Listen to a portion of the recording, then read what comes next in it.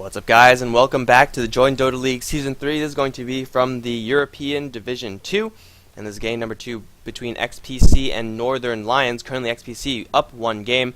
This is brought to you by HeflaTV. I am Mike Loris, and I am joined by Grandis V. Maybe? Alright, maybe not. Okay, Grandis needs a little bit more time I'm here. to... Oh, there he is. He's here. We're good. Yeah, sorry about that. I had to adjust the mic and then it all fell down, and yeah. That's the story. I'm here, into the draft. That was a great story. It had everything. Disaster, and that's pretty much it, actually. Pretty much. As we get into this game, the bans are looking pretty vanilla. Lycanthrope, Doom, Razor, Faceless Void, and then first pick Nature's Prophet, and the first pick Skywrath Mage. Yeah, picking up Nature's Prophet rather early, I would say. He is a very useful hero, and some teams do prioritize that hero more so than others, but as far as first picks are concerned, you could certainly do a lot better. You could do a lot worse as well, but he's usually let through to the second stage, so XPC, they have to have some sort of significant plan with this Nature's Prophet, though.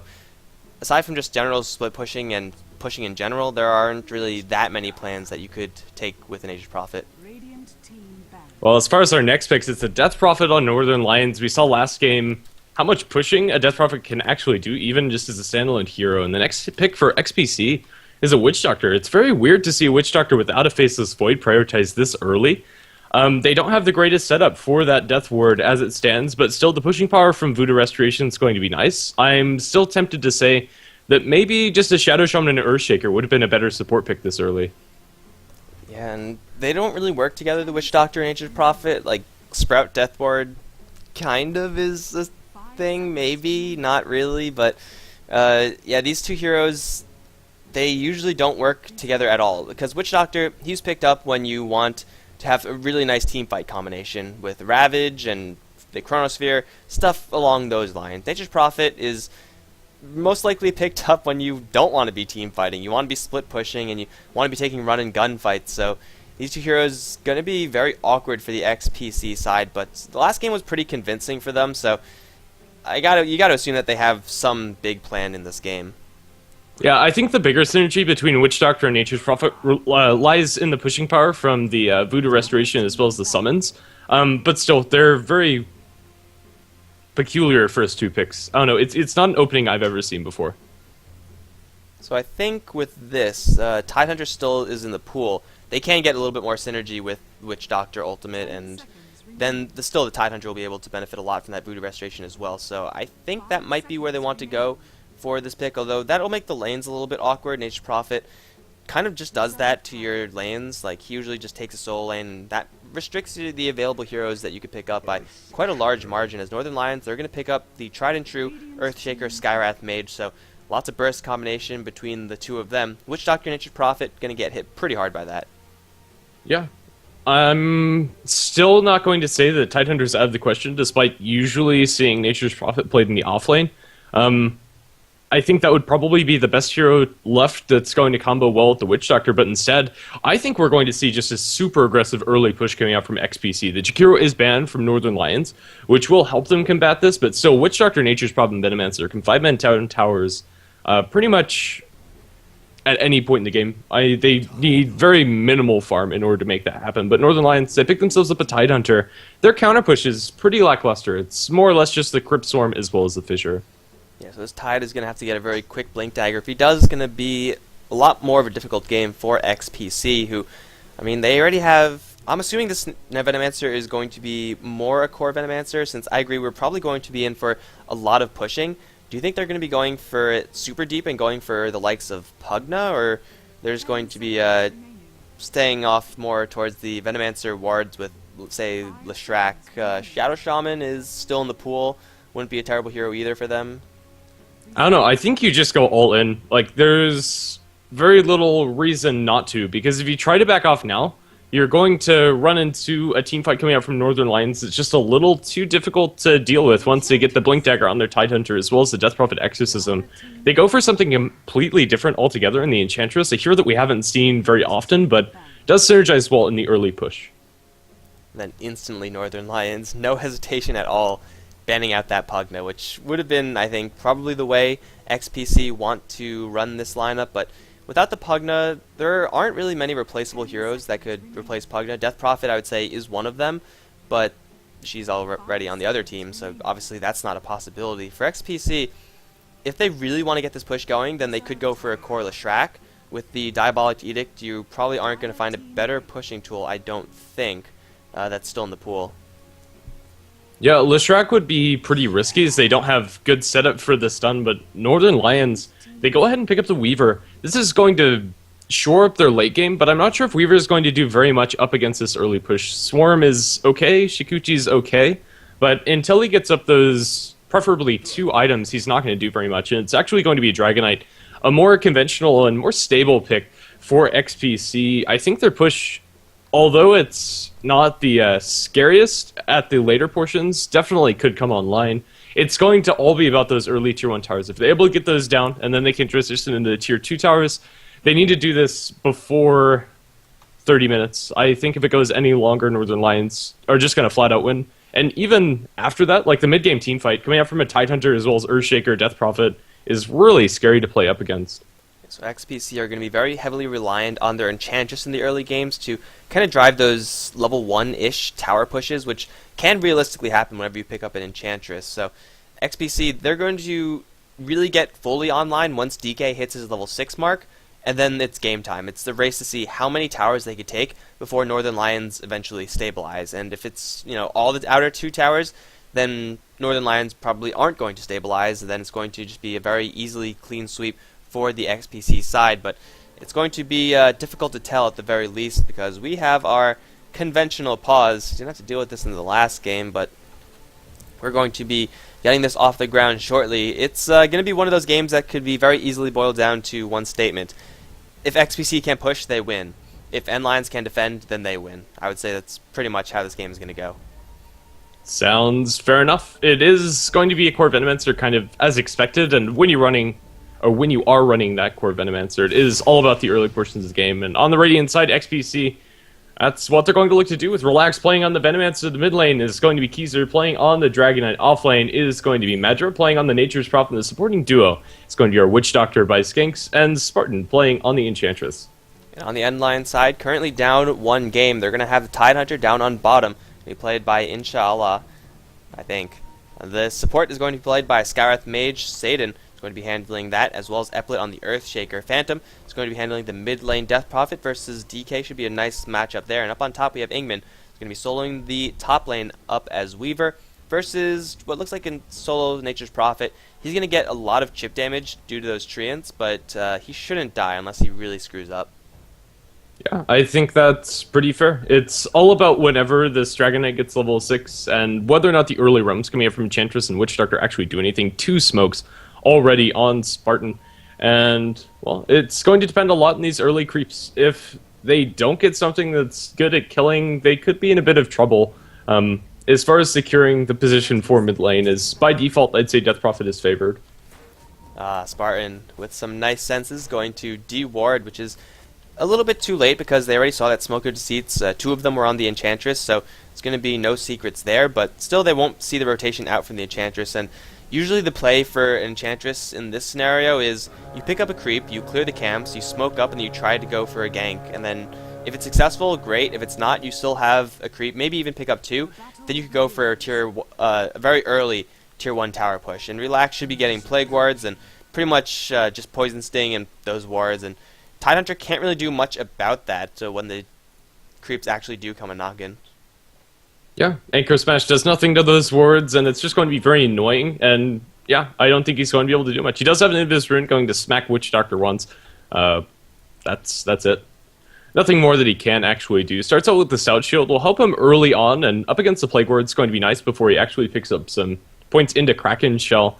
But yeah, I'm not going to see this. I don't see this Tidehunter really doing very well in this lane and being able to accomplish much. His Ancients haven't been blocked, but I think more than anything, XPC are just going to be able to take this Tier 1 tower very quickly. Enchantress, her early creep is pretty pathetic for ganking. It is a Satyr. Kind of nice for farming, but that's not really what Spartan wants to be doing as a Dragonite. It actually eats a lot of frass from these early creep swarms. Unfortunately for the Enchantress, she doesn't have any good creeps. There's Mud Golems, there's the little Baby Satyrs, and then Wild Wings. Then she gets Hellbears, which is a little bit better, but still not exactly what you want.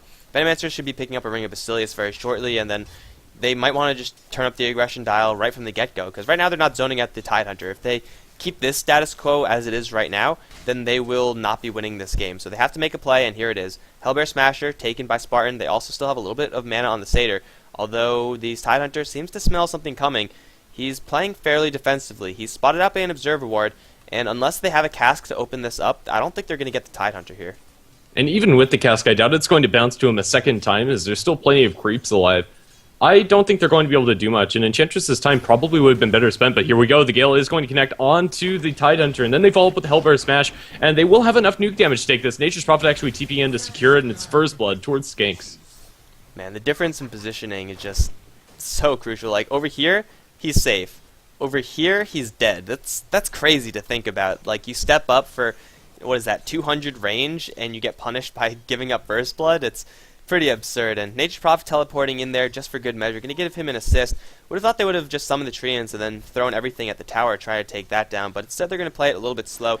Venomancer needs a couple more levels to get a couple Plague Wards up, as he did go for that Gale, which was instrumental in killing off that Tidehunter. So it's not going to be the direct level 1 push just yet. Nature's Prophet actually going to split the jungle with Enchantress.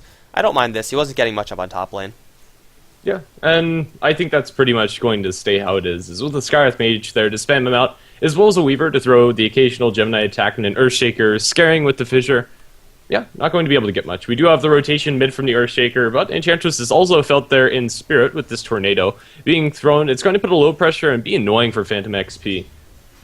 No, annoying is just a mild way of putting it. This thing is like the most infuriating thing, especially if you're like at low health to begin with. Once the tornado comes, then you're just like, shit, I'm not gonna get anything for the next couple of seconds, because it ends up doing a lot of damage and has an obnoxiously long cast range. I really think that Ice Frog should put a leash range on that, but regardless, there's going to be free damage onto the Death Prophet, quite a bit, in fact, bringing her down to half HP with Health of Breathe Fire. But XPC, they're just getting their levels up, and really that's the objective for right now. DK is level 4, he's well on his way to his level 6 mark, where he's going to be having that transformation soon enough, and well, the Venomancer getting levels as well. So XPC, they're biding their time, and nLions, they're not getting any kills or anything like that. With the farm they're getting, though it is okay, I don't know if it's going to be enough. Oh, here we go. Kill on Madra. That's going to help a big way if they do get this kill. Though he has a teleportation, he's going to get silenced first and foremost, then he's going to get body blocked by his own Treants. Wah, wah, he's going to go down. Yep. I don't know, Venomancer was holding on to his skill points and still is doing so. Kind of interesting seeing that from Relax. I think it's probably just better to have the points into the Plague Words. I'm not sure if you want to prioritize anything else in their draft. But yeah, Nature's Prophet. Unfortunate that he got cut out there. They wouldn't have had anything to cancel a TP, and he might go in mid. No, cancels that one. Did have no Sprout and probably wouldn't have been able to secure that kill. Enchantress was there with a Dark Troll Summoner, and she's actually going to bump into the Death Prophet. They might actually TP in now. Nice Fissure comes out from the Earthshaker to secure her retreat. Unfortunately, second rotation from the Enchantress not really resulting into anything, so she's wasting quite a bit of time and also wasting the secondary smoke as they go for Madra once again. This time he has a real teleportation out, so it won't get cancelled by the silence. He's going to be just fine, but still not having the best time up on top. I think it's about time for him to just completely abandon that and then just try to go for the jungling action, as Inshallah going to get, well, the exact same treatment. Damage into having a forced TP scroll out. So equal wins, I guess, for both sides, but the Plague Wards, god damn it, so many wards in this game. Actually, there are many wards in this game. The Plague Wards finally leveled up for the Venomancer, and now he's going to put that pressure onto the tower, though still with 1,600 gold, no Ring of Basilius. I mean, that would certainly help. Yeah, it really would. Currently, he's sending a Midas recipe to himself. I do not agree with this choice for Relax. The Skywrath Mage picks up another kill on the Nature's Prophet. Diving him under the tower with the Weaver is pretty easy with a concussive shot to start things off, and I don't think there's going to be any action on the other portions of the map as, well, Glyph is forced out in bottom, but they've actually gotten more chip damage on this tier 1 tower up top with Nature's Prophet completely abandoning that. Yeah, I don't know, they're going to get a cast down, and it will bounce to the Tidehunter, but no follow-up Centaur Stomp. There's the Centaur Stomp, and the Fissure, it's going to catch out everybody pretty much under the tower. Relax, he's not eating the tower aggro, however, and won't do much to him. They'll take this tier 1 tower, although it's going to take a little bit longer as Nature's Prophet gets a kill on the Death Prophet in mid. The TP in for the Sprout with the Dragon Knight ultimate, as well as committing that Dragon Tail. So both teams, their safe lanes are going almost identically, with the exception of the Nature's Prophet dying more than the Tidehunter. But yeah, both are going to go for the Midas, but Weaver's going to scale a lot better with this one, and they get the tier 1 tower there, but Weaver still has his available, so even more gold available. They will get the tier 1 tower in mid as well, so XPC's pushing power is already being seen. I still think Northern Lions are going to be pretty happy with how this early game is going, despite losing a lot of map control. Yeah, so this Venomancer going for a Hand of Midas, it doesn't really scale that well. As far as going for pushing, if you're grouped up as 5 for a very long portion of the game, you're eventually going to fall behind in the level department. So Midas, that extra experience may or may not be relevant moving forward. He's going to get the boots soon enough, but you got to ask the question, is this Midas going to be worth it? Because he could be well on his way to something like a mech right now. And if he had a mech for the team, they could very easily start going for tier 2 towers. It's going to slow him down by quite a bit, eventually to skyrocket him later on, but I don't know if I agree with this item in such a early game focused lineup. TP up top, attempting for the deny, but Weaver gets the last hit. Now Roger probably needs to get out of here. Ingman has the time-lapse available, and will use that to get a lot of that damage out with the Shiguchi and a couple more Gemini attacks. He could actually chase down this kill. No TP available for the Nature's Prophet as he used it to get in here. He does have the stick charges, but not going to save him as he sprouts in Ingman with himself. The treants are going to be annoying and blocking Ingman. He doesn't have any way to break the trees, but he does have the Shiguchi to get out. So yeah, a little bit of an overextension coming up from the Nature's Prophet. Trying desperately for that deny, and that would have helped a bit, but ultimately he didn't get that, and he just ended up giving not only the tower kill, but also his own life to the Weaver, so that really sucks. And well, XPC, they have yet to really get this pushing game off the ground. There's level 3 on the Nature's Prophet's treants, and the Dragon Knight has his Poison Dragon available.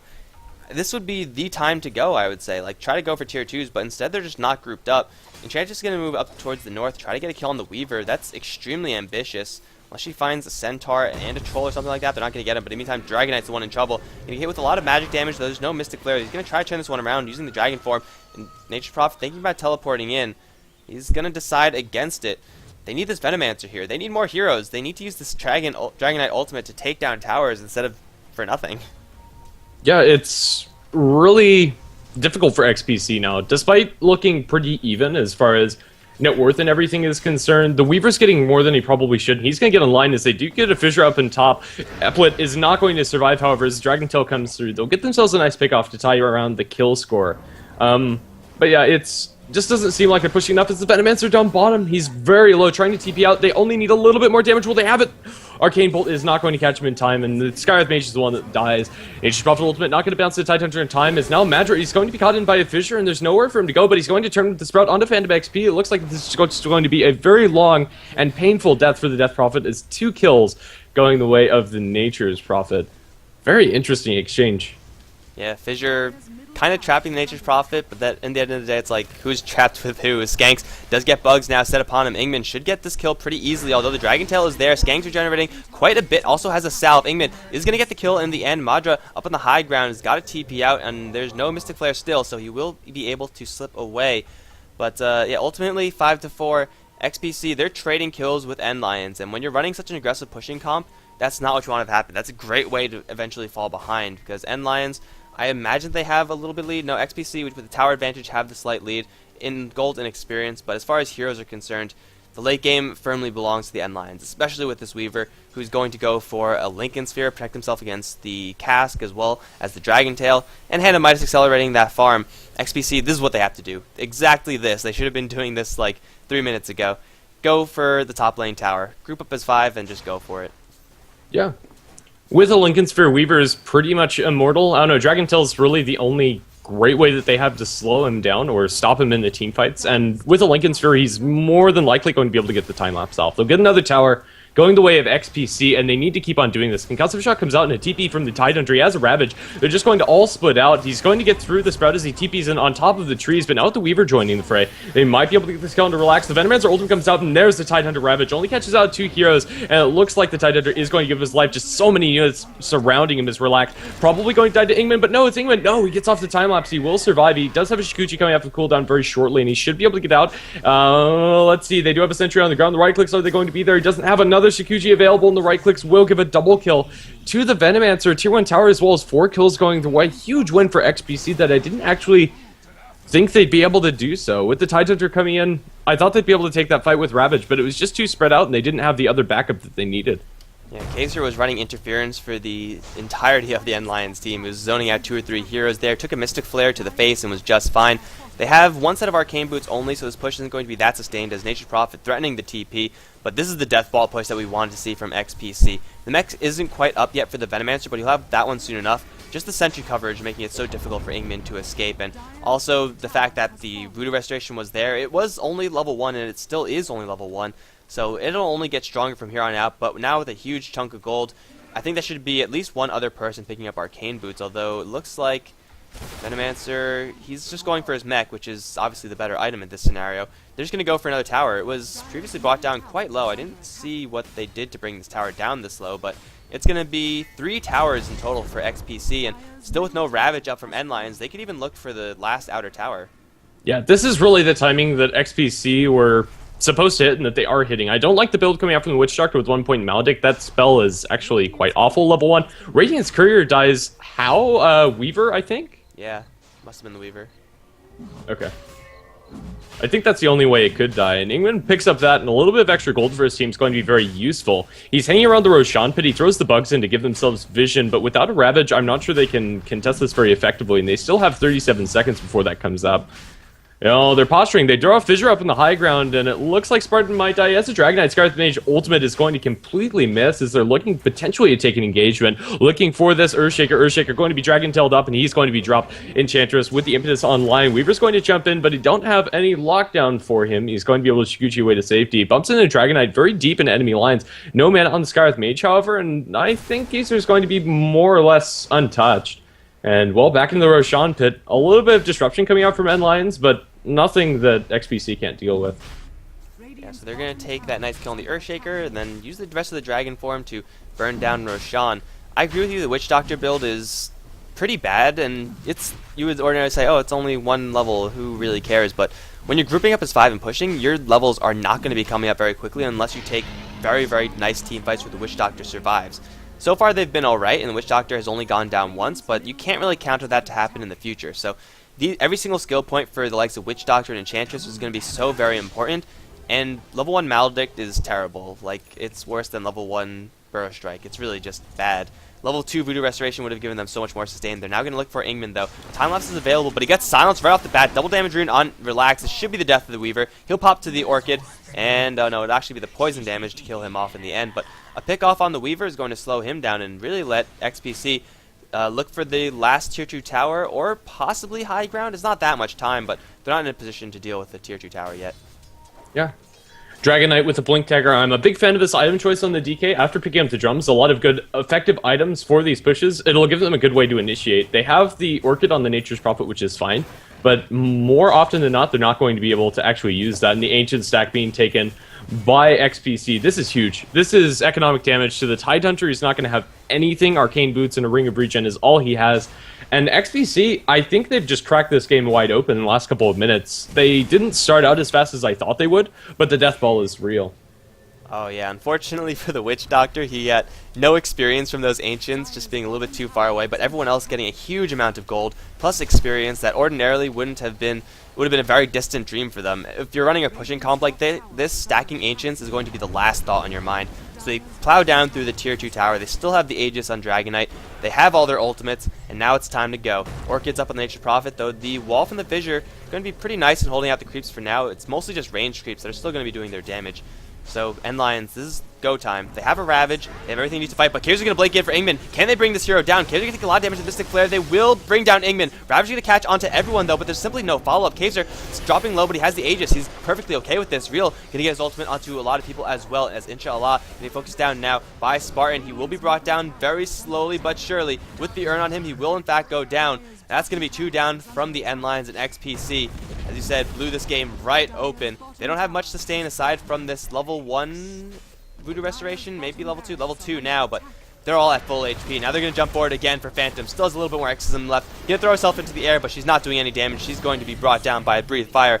Welcome to Earth, and that melee Rax is going to go down. The range Rax soon to follow. 50 minutes in and your Rax down. That is almost, 99 times out of 100 going to be a death blow.